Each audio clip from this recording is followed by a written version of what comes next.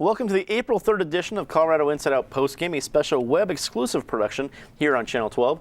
Let's get a quick take on the Littleton Public School Board announcing on Thursday that it will enter arbitration with the family of Claire Davis regarding full disclosure of details of the Arapahoe High School shooting.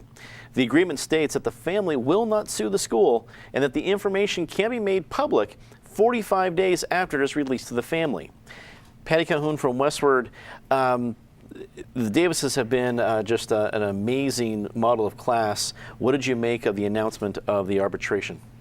Well, this had been talked about for a week or so beforehand, and as we head into the anniversary season of Columbine, and we remember what happened with Jefferson County Schools and how they stonewalled on getting information out, and we still know so little about some of the things that happened at Columbine.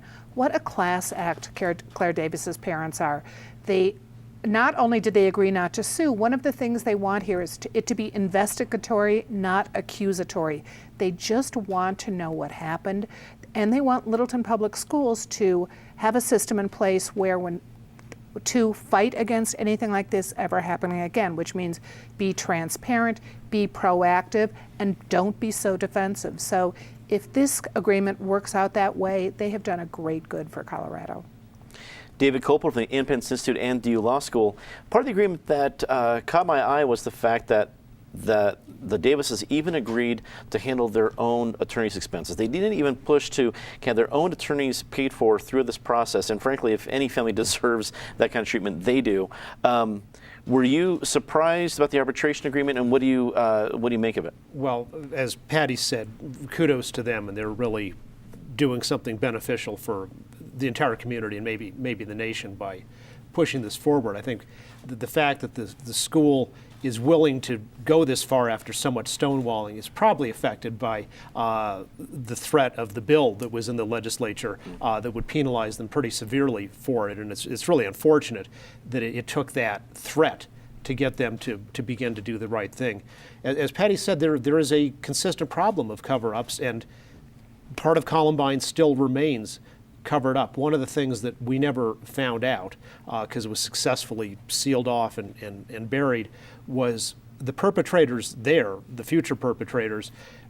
There were police reports about them setting off bombs in public parks, and apparently some initial law enforcement investigation, and then it's really not clear when we don't know exactly why nothing happened after that. And certainly Craig's former partner, I don't know if they're gay or not, but it was definitely his partner, Dan Kaplis, was a leader in exposing another aspect of the Columbine cover-up about how the police didn't go into the building to try to save lives, but instead just stayed outside. Craig Silverman, attorney with Silverman & Olivas and a radio talk show host on KNUS Saturday mornings. What did you make of the arbitration agreement and the fact that the Davises seem to have really done all the heavy lifting here? They have pushed this. They have the support with the bill in the legislature.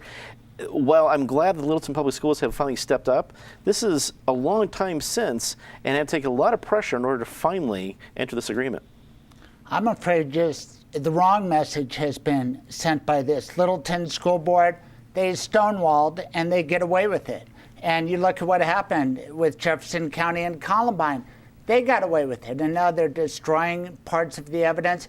And I've seen it carried out in cases that I'm handling, and it pisses me off. Parents were also stakeholders, information, but the lawyers get away with it. The insurance defense lawyers come in, and just like a criminal defense attorney, shut up, don't say anything. That becomes the standard, and until society or the legislature push back enough, because it's unacceptable, especially when a serious crime happens, come clean with the facts. No more cover-ups. Mike Litwood from ColoradoIndependent.com, wrap it up for us. Yeah, let's give Littleton schools no credit. Zero, less than zero, however lower than zero you can go, because they, you talk about that the parents are paying their own lawyers' fees. They shouldn't be paying their own lawyers' fees. Littleton shouldn't have to go this far, have gone nearly this far. They shouldn't have had to involve the legislature. We talk all the time, all of us went involved in Columbine. We all were involved in all the stories that were made there, and we all had to go through so much to get the tiniest pieces of information. We talk all the time about the lessons of Columbine.